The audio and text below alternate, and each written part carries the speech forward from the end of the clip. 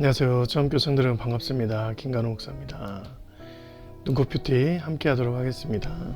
네, 오랜만에 눈꽃뷰티로 함께해서 너무 기쁩니다.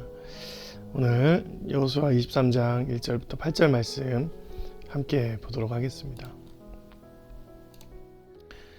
1절에 보니까 여호와께서 주의 모든 원수들로부터 이스라엘을 쉬게 하신 지 오랜 후에 여호수아가 나이 많아 늙은지라 이렇게 나와 있어요. 여호수아서를 이제 하는데요. 여호수아가 이제 거의 모든 사역을 마무리하고 이제 자기가 많이 늙어서 고별 메시지를 하는 장면입니다. 보면 이제 쉬게 하신 지 오랜 후에 이렇게 나와 있죠. 가나안 땅에 들어가면서 그 땅을 정복하고 그 땅을 차지하는 것이 실은 그들의 목적이 아니었죠. 그들이 하나님께서 원하시는 땅으로 그곳을 바꾸어 가는 것이 굉장히 그들의 큰 목적이었습니다. 가나안 칠족속이 그들에게 머물면서 그곳에서 그 땅을 점령하고 여호와의 신앙의 땅으로 바꾸어가는 자체가 굉장히 어려움이 있었을 거예요. 왜냐하면 정복하는 것뿐만 아니라 거기에 있는 사람들을 전멸시키고 뿐만 아니라 그곳에 있는 땅의 문화와 또 경제 같은 모든 부분들을 하나님께서 원하시는 그 하나님의 법칙으로 살아가게 만드는 것 자체가 어려웠을 거예요. 그러니까 이제 실은 쉬게 하신다라는 표현보다는 그 땅을 정복하신지 또는 그 땅을 하나님의 땅으로 바꾸어 가신지 오랜 후에 이렇게 나와 있는데 지금 본문에 보니까 이스라엘을 쉬게 하신지 오랜 후에 이렇게 나와 있습니다. 그것은 여러분 하나님께서 그들을 이 땅에 들어오게 하신 후에 전쟁도 많았고 갈등도 많았고 우상과의 영적인 전투도 많았지만 실은 하나님께서 하나님을 따르는 주의 백성들에게는 날마다 평안을 주시고 안정을 주셨다는 거예요. 그래서 여호수아는 이 땅에 정착 생활을 하면서 그에게는 주님과 함께하는 동안이 쉼이었다, 안식이었다라고 얘기를 하는 것입니다.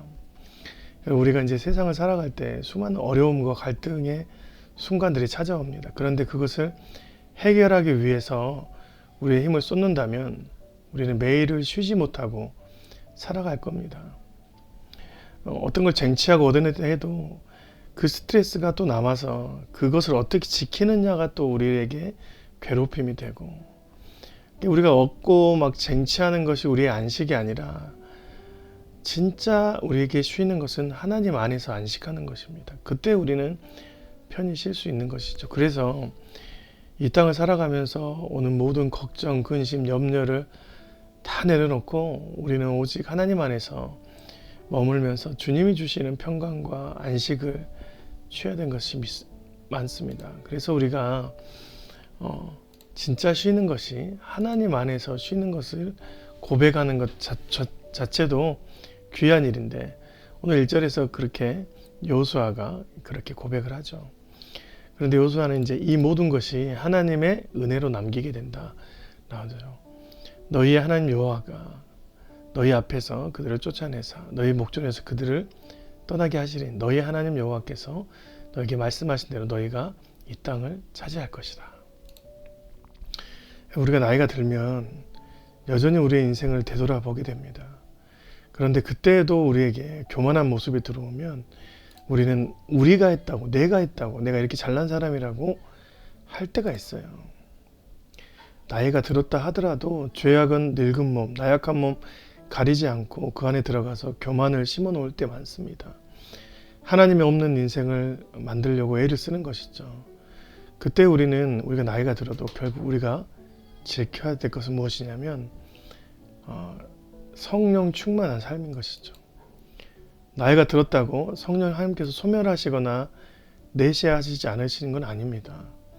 성령 하나님께서는 여전히 우리와 함께 하시고 우리의 모든 인생이 하나님의 인생으로 가득 찼다는 것을 특별히 성령의 지혜로 알게 하시는 것이죠. 그래서 여러분 1절에서는 나이가 많이 늙었다라고 약한 부분을 고백하지만 5절에서는 오히려 성령 충만하게 이 모든 것이 나의 것이 아니라 하나님의 역사로 이루어진 일들이었다 이렇게 고백하는 것이죠.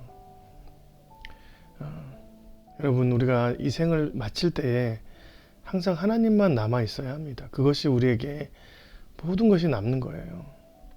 내 것을 남기려고 하면 여러분 우리의 후손들은 무덤가에서 소주 한 잔 따르면서 끝내는 후손이 되지만 내가 고백한 하나님을 함께 고백하면 내 후손들도 결국 하늘을 보며 하나님의 영원함을 함께 노래하며 찬양하는 후손이 될 것입니다.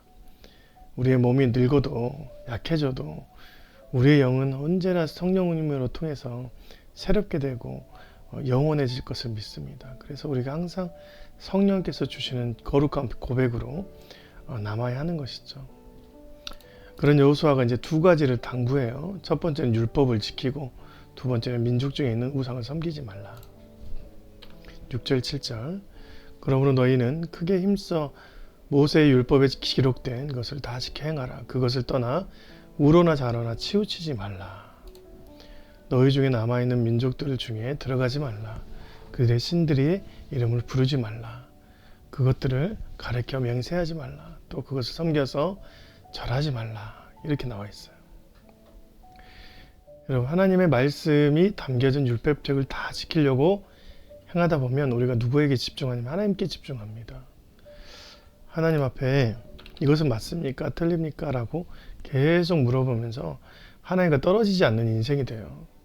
그렇게 되면 여러분 실은 이렇게 표현하는 게 맞죠. 우상을 섬길 여유가 없게 되는 것이죠.